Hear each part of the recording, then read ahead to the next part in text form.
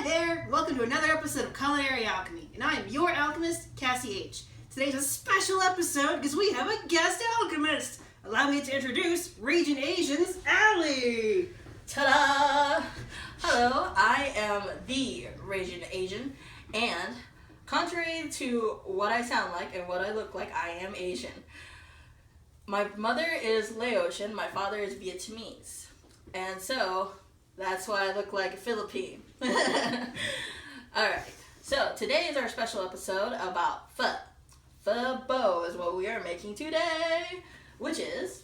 Pho Bo is a beef noodle soup from Vietnam. We're actually using Allie's family recipe. And each family recipe is very different. There is not a traditional way to make pho because Asians learn from different Asians. This is a daily argument in my family. Both men and women argue who is the better cook. So no recipe is ever traditional. Do never ever think that because everyone adds their own special flavor to it. So today we are making pho bo with beef shanks, which is good because the beef marrow is what adds the flavor to your broth. Good broth, good pho. Not good broth, no good pho. Alrighty, and then we're gonna add ginger root, tomato, celery, and carrots. And then we also have onion, but we're only gonna use half of this sucker because it is a huge onion. Normally you traditionally use a small or medium onion. And then we have Star Anise and cloves. Whole cloves, not powdered. Yep. Now the rest of the traditional ingredients are what's going to be added to the pho. We have cilantro, green onion, mint, rice noodles, tomato, sriracha, soy sauce, and lime juice. But traditionally in Vietnamese restaurants, they would give you fresh lime, not lime juice. But we couldn't find a fresh lime, so we got lime juice. Don't judge you Asians. And then we have the Hoisin sauce. Now, Sriracha and Hoisin sauce are basically Asian ketchup, Asian barbecue sauce. Back to Cassie. We're going to post a list of allergens up here in the annotations. That way we don't have to list all everything that it is. Yeah, it gets kind of winded, especially with Just pho. a bit, yes. So, let's get started. Okay, so first we're going to make a sachet. So, inside this sachet, we have 2 Star Anise pods. These are kind of huge, actually. They taste like licorice. They're really awesome. 4 clove sticks, and we've got about, an inch of ginger root. So, to make a sachet, you just kind of pile it all in the center. This is cheesecloth, by the way, that it's on. Corners. And then I have about a foot of some linen twine. It's a very thin twine. It's like borderline string twine. You just tie it all up. The reason why you would make a sachet is you want the flavor of these things without having the actual items in the broth. You don't want to eat a whole Star Anise pod, that's yucky. But you want the flavor of the Star Anise pod. Like eating fresh tree root, if you did eat a fresh one. I've had that happen. Yeah. Also, sachet is a fancy word for an herb basket, not to be confused with a dance move. Nope. Yeah. Tie this up lots of times because I do not want to eat these things fresh. Ginger would be okay. So, take this whole thing, you just plunk it. We have a gallon of water that's boiling very slowly right now. And for you, that when I do it in quarts, that's 4 quarts of water. 4 quarts. We've got our shanks here. So plug these in. 2 and 3. Thank you, ma'am. Got our first tomato. We're going to cut into quarters.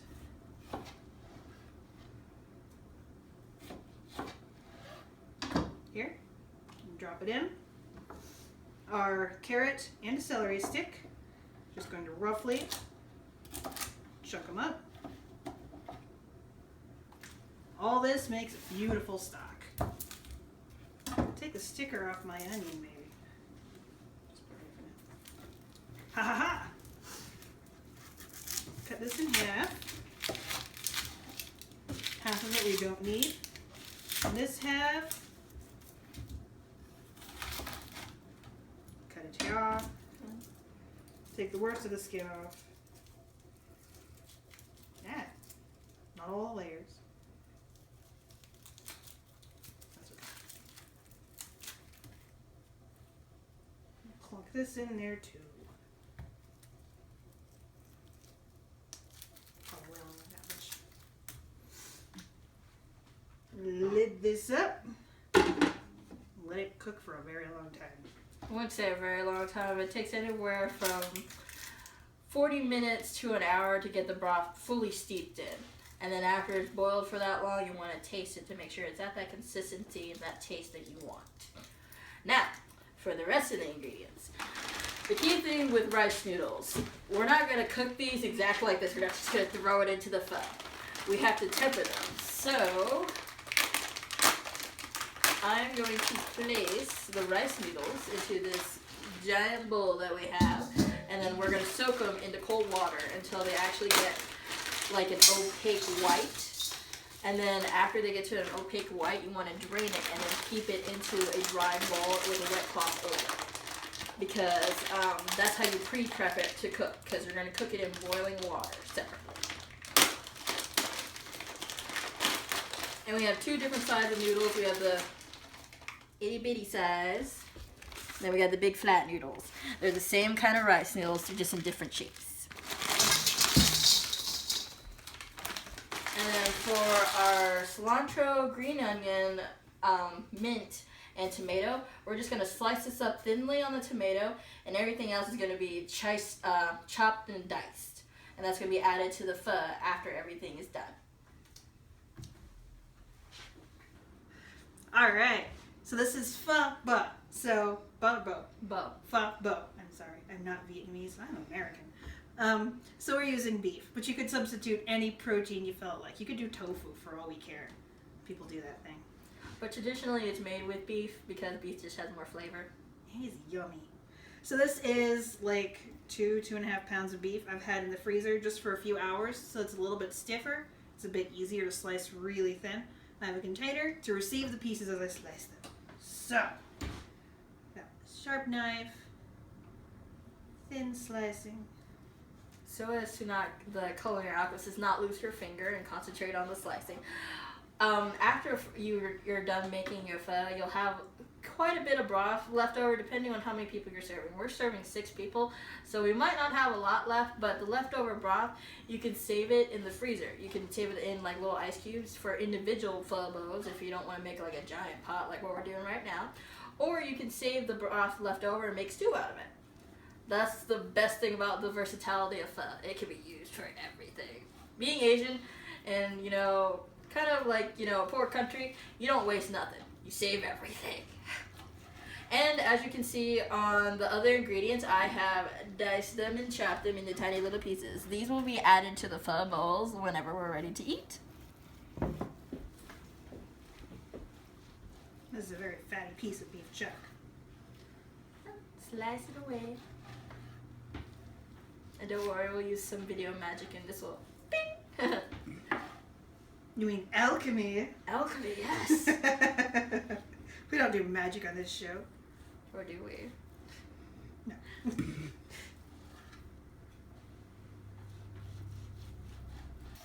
With a bit of camera alchemy, not magic, we got this all sliced up in just a second. Ain't it grand?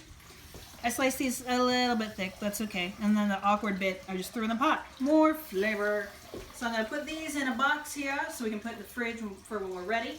And Miss Allie is doing something with noodles. Yes, I am adding a little bit of warm water to our bowl of cold water noodles. But if you come close, we can tell you how, as you can see, they're almost an opaque white, which is where you want them at. Because like if you steep these in the hot water, they'll cook really quickly. It only takes a couple seconds in the hot water and then you put it into your bowl. Because you don't want to overcook your noodles because they'll just crumble apart. Nobody likes crumbly noodles. Not No. even Italians. No. So I'm gonna wash my hands before I put the lid on this.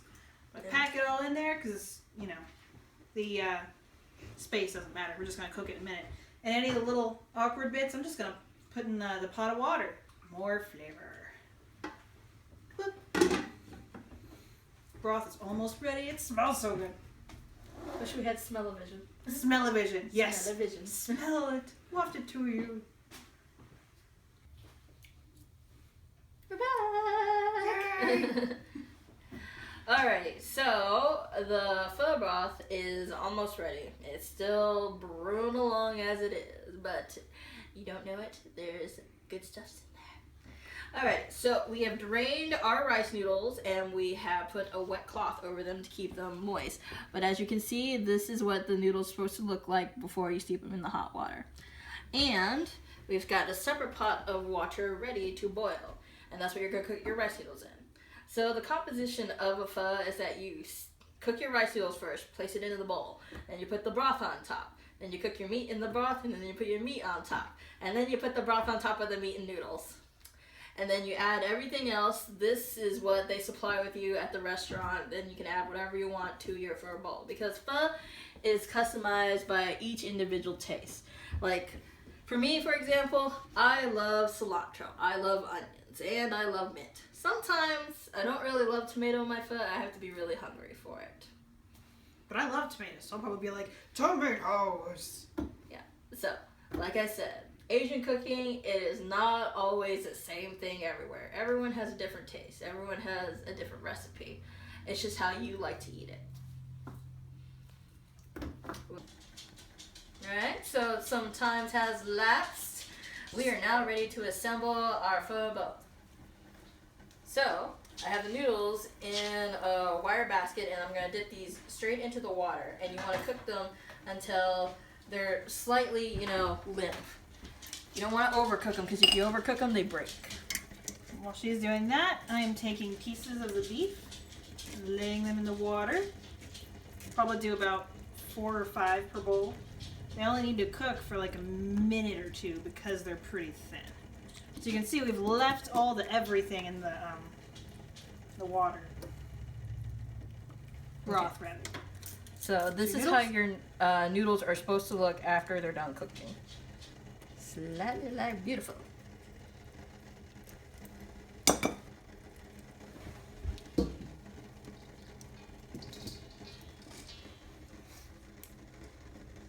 You can see we've got these huge old bowls. You should be able to get them in any really good Asian mart. Some of our Christmas, don't judge, they're awesome.